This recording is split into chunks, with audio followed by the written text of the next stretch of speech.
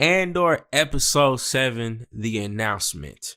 By the end of this video, you will know if you need to watch it or if you can multitask and make your dinner. So, Andor episode 7 announcement. KJ, what were your initial thoughts about the highs of this? And what were the really high, the highest of highs, man? I think it was a high episode, so we could just start off on those highs.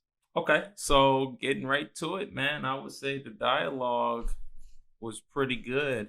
You know, we got a little bit more insight on Martha, and specifically in the scenes at the party. I don't like a political party. Mm-hmm. Yeah, we got a bit more dialogue. You know, she let me see. Yeah, her driver seems like it's always a driver. I knew he was suspicious, man, when they kept on showing those shots of him. Like that, yeah, he definitely an informant. You know, ISB. So yeah, you know, she's being tracked, which, you know, again, that's pretty prominent. You know, a lot of spies in Star Wars. So getting right to that, I thought that was really intriguing. And then just with her childhood friend, I forgot his name, but yeah, me too. If y'all know, just say it in the comments. You know, that dialogue interaction talking about like, yeah, you know, like I'm being followed, I'm being spied on, I don't even trust my husband. Or, you know, really, I don't really trust my husband. And, you know, I need you to use my account. I'm going to make you the chairman. And, you know, we're going to get active, you know, in the future on this rebel thing. Mm-hmm. So I thought that was really cool to see. Of course, the shots, a lot of great shots, a lot of B-roll specifically, you know, seeing some of the stormtroopers. I thought those were really great shots as well. You know, a lot of dark and gloomy shots too. And then, you know, the B-roll was pretty great, showing with the Imperials, with Dedra, and what was the name, Blevin. Yeah, I thought those shots were really great too when they were in the meeting, and when they was talking about, you know, the garrison being breached on Aldhani. I thought those were pretty good ones. Cyril shots, you know, him finding a job, those were cool too. You know, wasn't I'm too not crazy, too invested in that storyline though. Yeah, I think a lot of people aren't too interested. I ain't even gonna lie. We'll get into that, but we'll get into that too. Yeah. But Luthen's character is pretty solid though. He's like really mischievous. He's like really funny. I don't know. Luthen's character is pretty for the scenes he's gotten. I feel like they matter in my opinion. I think he's a pretty cool character. And then, you know, we get a little bit of scenes of like Vale talking about she got to terminate Cassian, and, you know, Cassian comes back. Which I'm interested in who that lady is. Oh, yeah. That's going to be interesting to see, you know, what her role will be, you know, in the following future with upcoming episodes. Mm-hmm.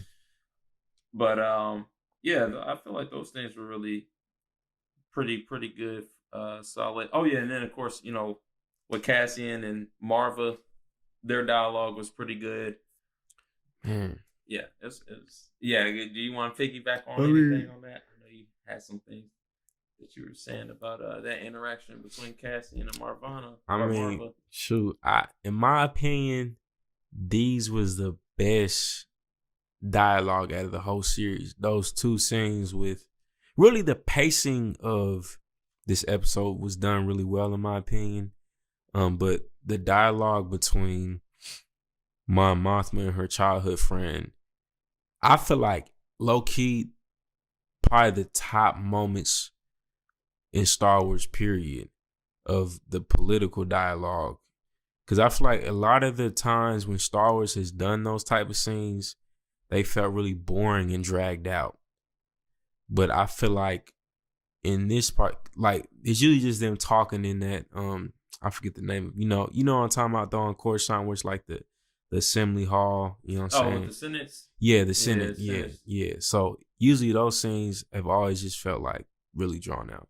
But I feel like the way they kept the mysterious air about Mon Mothma and letting, like, it definitely felt like a different type of genre, like, you know, the type of, I'm trying to think of, Kind It's of a like what? specific show I'm thinking of, Like an espionage or something like that. yeah, kind of like those joints of yeah, I feel like they took a page book out of those type of joints where political power type of stuff. Mm-hmm. I'm thinking about a specific show from Netflix or something. Maybe a House of Cards type. Oh no, the one with what's that one black lady's name?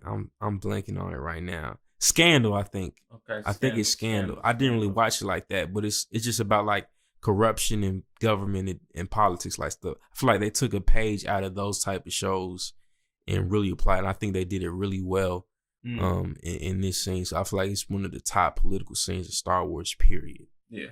And just a lot of quotables in it too. And then along with the scene with Cassian and Marva, man, I feel like that was extremely well done. Where she was basically saying like, you can't stay and I can't go, and she's talking about like that's what love, that's what it's gonna be. You gonna worry about me because that's what love is, and like I don't know, it just felt like a really heartfelt scene, and I thought it just had a lot of good quotables in it, and you felt the tension and emotion, the conflict of Cashin, where he's like, man, he's trying to convince her like, oh, that was just a robbery, but Marva's not even realizing that he was a part of that uprising. Mm-hmm. And I mean, he's not even wanting to tell her that per se. Like he's trying to like tone it down, but he's like, dang, I just inspired her to be a part of the revolution, the rebellion. Unintentionally. You know what I'm saying? It's like, I feel like that's a part of Loki character development type stuff. It's like, man, like, wow, people are really gaining hope from these actions, and to the point where it's reached the heart of my moms, my stepmom, my godmoms that stepped in to raise me. So it's like, man, this is like, you can see the conflict too when he's meeting up with Bix and the whole nine. So, man, honestly, I think that was extremely well done dialogue. Even the stuff between Blevin and Dedra, supervisor Miro, you know what I'm saying, whatever. I think that was incredibly well done. It didn't feel like a drag either. I just felt like the pacing of the dialogue was how the whole series should have been, pretty much. Especially because it wasn't that much action, right? But it didn't feel like it wasn't that much action because they kept us on our toes throughout the episode. So yeah, I think the writing was the dialogue and the writing was probably the best that the series has been at this whole time. Yeah, I would say so too.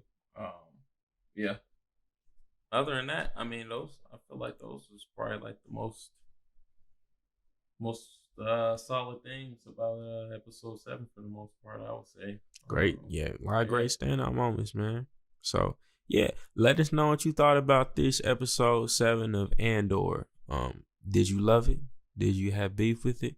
Comment below. Make sure you like and subscribe to the channel and hit that notification bell, because we about to talk about some really dope things next up that are tough. Peace.